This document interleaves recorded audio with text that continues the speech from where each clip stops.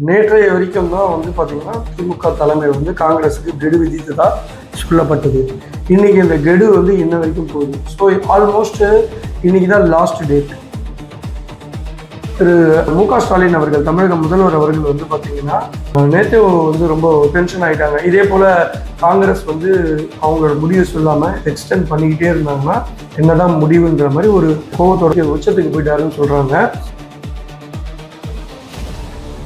காங்கிரஸ் போலனா இவங்க திமுக கட்சியை உடைக்கிறதுக்கு தயாராக இருக்காங்களாம். செல்வ பெருந்தையா இருக்கட்டும், ப. சிதம்பரமாக இருக்கட்டும், அவங்க தலைமையில் கட்சியை தனியாக ஒன்று ஆரம்பித்து ஒரு பிளான் பியை வச்சிருக்கிறதா சொல்கிறாங்க. ஸோ இந்த மைனாரிட்டி தமிழ் மக்களுக்கு என்ன பாதுகாப்பு காங்கிரஸும் திமுகவும் கொடுத்துருச்சு. ஒவ்வொருத்தரும் அவங்க வீட்டுக்கு முன்னாடி போயிட்டு செக்யூரிட்டி ஃபோர்ஸ் போட்டா கொடுத்துருக்காங்க. இதுக்கு முன்னாடி இந்த எஜுகேஷன் பார்த்தீங்கன்னா மாநில பட்டியலில் தானே இருந்தது. அது எப்படி மத்திய பட்டியலுக்கு போச்சு எஜுகேஷன்? இதுக்கு யாரு காரணம்? நல்லா சொல்லுங்க. காங்கிரஸ் தான் காரணம்.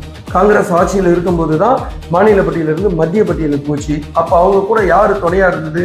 இங்கே இருக்கிற இதே டிஎம்கே கவர்மெண்ட்டும் டிஎம்கே அமைச்சர்களும் தான் அங்கே இருந்தாங்க.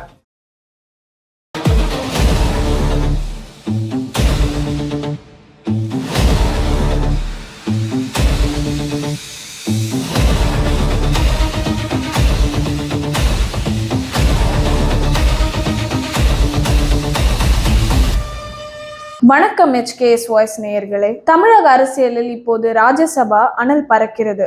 வரும் மார்ச் 5ஆம் தேதி வேட்புமனு தாக்கல் செய்ய கடைசி நாள். ஆனால் மார்ச் 4 ஆகியும் காங்கிரஸ் தனது நிலைப்பாட்டை அறிவிக்காமல் இழுத்தபடி வருகிறது. பொறுமை இழந்த திமுக தலைமை இன்று மாலைக்குள் உங்கள் முடிவை சொல்லுங்கள் என அதிரடி கெடு விதித்துள்ளதாக தெரிகிறது.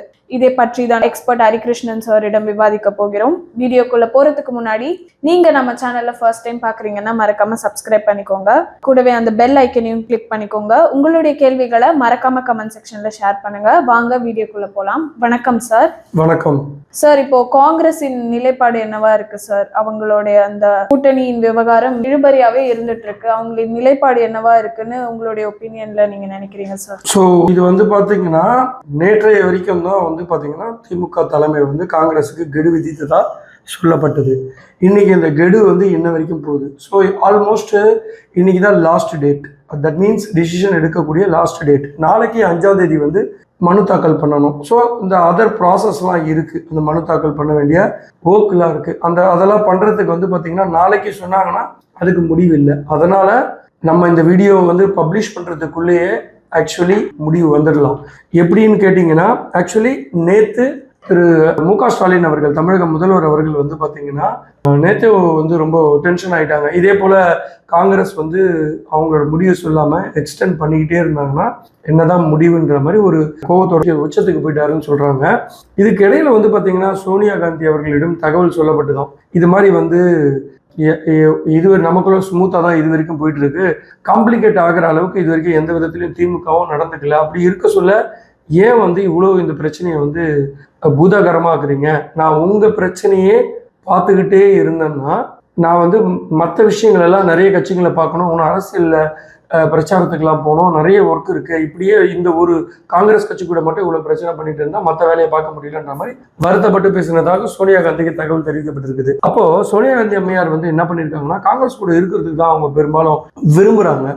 ஸோ அப்படி இருக்கையில சோனியா காந்தி அம்மா என்ன பண்ணியிருக்காங்கன்னா, ஸோ இப்போ ஸ்டாலினோட கோபத்தை குறைச்சிட்டு இதை கண்டினியூ பண்ண வைக்கிறதுக்கு என்ன பண்ணலாம்னு பார்க்கும்போது ஃபர்ஸ்ட் சாய்ஸாக கர்நாடகாவோட துணை முதல்வர் திரு சிவகுமார் அவர்களை அனுப்பி சமாதானம் பண்ணலாமான்னு யோசிச்சுட்டு இருக்காங்க. ஏன்னா அவர் இங்கே இருக்கிற தமிழக முதல்வரோட திரு மு.க. ஸ்டாலின் ரொம்ப நெருக்கமாக இருக்கிறதா சொல்லப்படுது. அப்படி இல்லைன்னா தெலுங்கானா முதல்வர் ரேவந்த் ரெட்டி கிட்டையாவது சொல்லி அவங்கள மீட் பண்ண வச்சு அவரை கொஞ்சம் கூல் பண்ணலாம் அப்படின்னு தான் நினைச்சிருக்காங்க. இந்த மீன் டைம் ப. சிதம்பரம் அவர்கள் தான் என்ன பண்ணியிருக்காருன்னா, ஸ்டாலின் அவர்கள் சிதம்பரம் அவர்களை தொடர்பு கொண்டு தன்னோட ஃபீலிங்ஸை சொல்லும் போது திரு சிதம்பரம் அவர்கள் உடனடியாக சோனியா கவனத்துக்கு இதை சொல்லி கொண்டு போயிருக்காரு.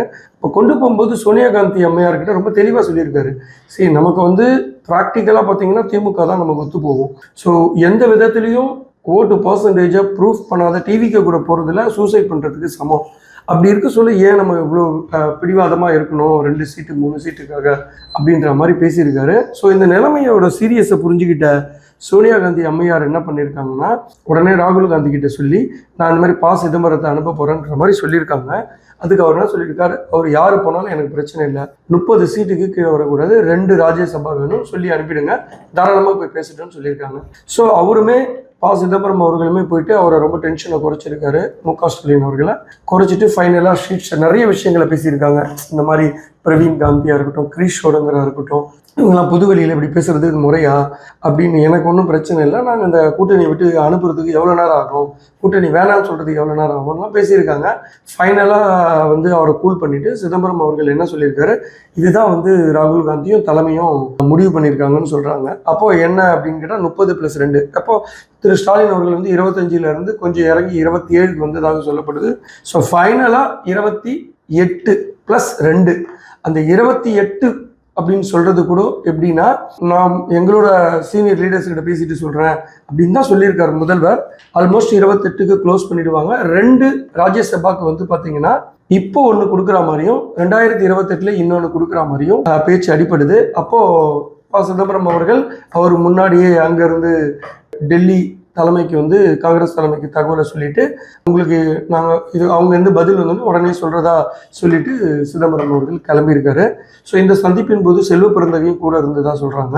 இதை முடிச்சுட்டு சிஎம் வீட்டில இருந்து சிதம்பரம் கிளம்பின பிறகு ஈவினிங் வரைக்கும் எந்த பதிலும் வராததுனால இரவு நேரத்தில் ஸ்டாலின் அவர்கள் தூங்காமையே இருந்திருக்காரு. பாவம் ரொம்ப பயந்து போயிருக்காரு. வெளியில கம்பு சுத்துறாரு, தைரியமா இருக்கிற மாதிரி போனா போட்டோன்ற மாதிரி. ஆனால் உள்ளுக்குள்ள ரொம்ப பயந்து போயிட்டு சிதம்பரம் அவர்களுக்கு ஃபோன் அடிச்சிருக்காரு. அப்போ தலைவரை நீங்கள் தைரியமாக தூங்குங்க, கவலைப்படாதீங்க, பாசிட்டிவாக தான் ரிசல்ட் வரும், இது வரைக்கும் அங்கேருந்து எதுவும் வரல அப்படின்னு சொன்னதாக சொல்லப்படுது. அதன் பிறகு தான் ஸ்டாலின் நைட்டு லேட்டாக தான் தூங்க போயிருக்காரு.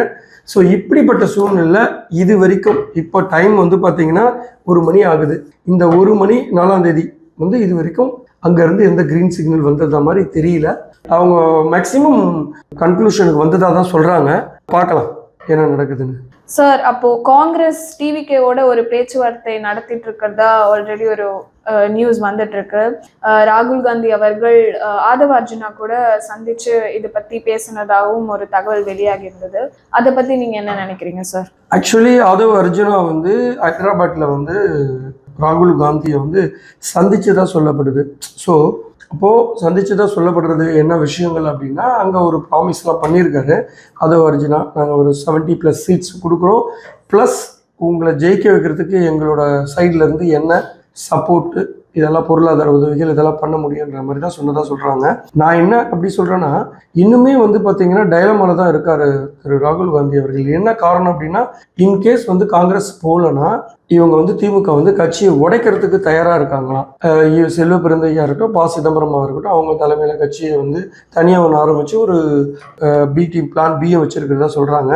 அதனால் கொஞ்சம் டயலமால தான் இருக்கார் ராகுல் காந்தி அவர்கள். எதுவாக இருந்தாலும் இன்னைக்கு தெரிஞ்சிடும் இந்த முடிவு என்ன நடக்க போகுது அப்படின்னு.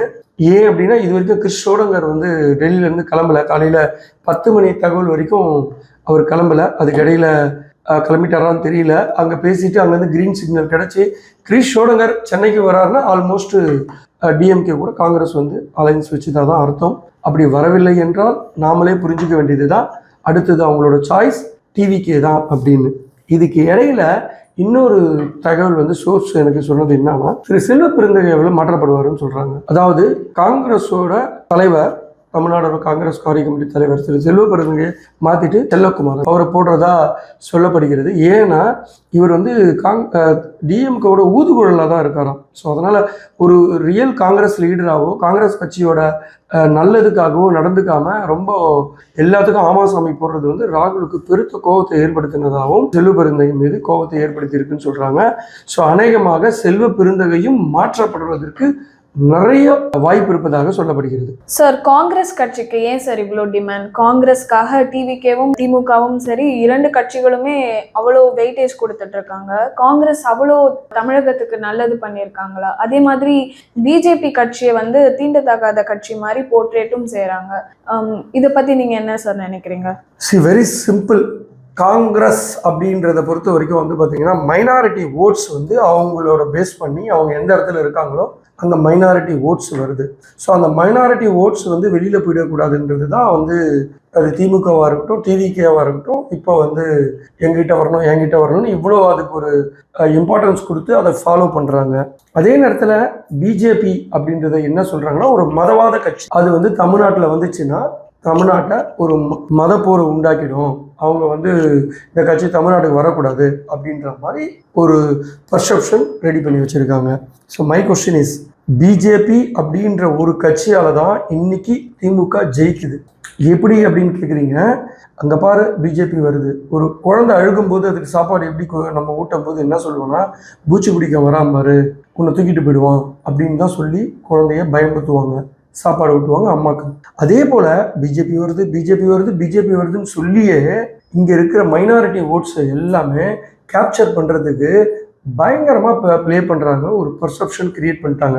மை கொஸ்டின் இஸ், இப்போது மைனாரிட்டி பீப்புள் இருக்காங்க தமிழ்நாட்டில்.